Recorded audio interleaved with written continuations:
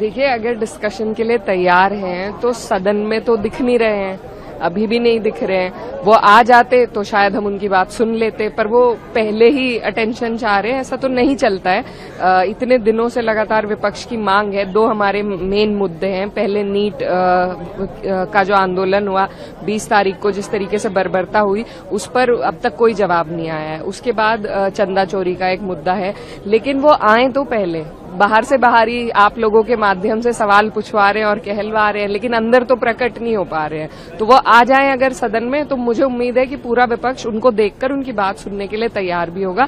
लेकिन शर्त तो ये है कि वो पहले पहुंचे। पहले से पहले कह रहे हैं कि मैं आने को तैयार हूं। तैयार हैं तो आ जाइए, कितनी दूर है। वैसे भी होम मिनिस्टर हैं, वो 17 दिन से नहीं आए हैं, 17-18 दिन से। आना भी चाहिए। तो ये सिर्फ गुमराह करने की एक टैक्टिक है। हम सबको उलझाया जा रहा है, पागल बनाया जा रहा है देश की जनता, लेकिन अब पागल नहीं बनेगी। अब आखिरी दिन आज वो कह रहे हैं कि 3 बजे से वो आने को तैयार है, लेकिन फिर भी नहीं आए हैं। दूसरे ही मंत्रियों के द्वारा कहलाया जा रहा है, तो उनकी कौन सी बात पे यकीन किया जाए। स्पीकर को लेटर भी लिख दिया है उन्होंने तो।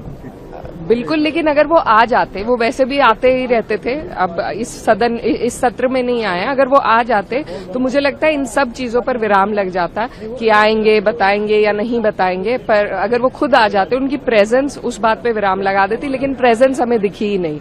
तो मेन बात यह है कि वो आ क्यों नहीं रहे।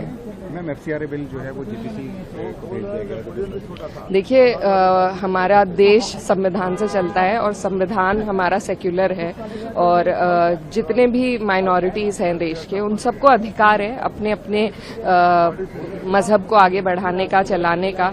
और ये पुराने वक्त से चलता आ रहा है। अब सिर्फ और सिर्फ हर चीज को सेंट्रलाइज करने की कोशिश की जा रही है कि जिन संस्थाओं को सरकार चाहेगी सिर्फ वो ही पैसे ले पाएंगे, सिर्फ वो ही काम कर पाएंगे। जिन संस्थाओं को सरकार नहीं चाहेगी तो वो संस्था उनका लाइसेंस इनवैलिड कर दिया जाएगा। तो इस तरीके से, इस तरह की मनमानी से कोई देश नहीं चल सकता, और इसीलिए हम सबकी मांग है कि ये बिल वापस लिया जाए। लेकिन ये जेपीसी में भेजा गया है, तो वहां पर इस पर बेहतर डिस्कशन होगा, और मुझे उम्मीद है कि जितने भी विवादित मुद्दे, पॉइंट्स होंगे उसमें, उन पर गहनता से ध्यान दिया जाएगा।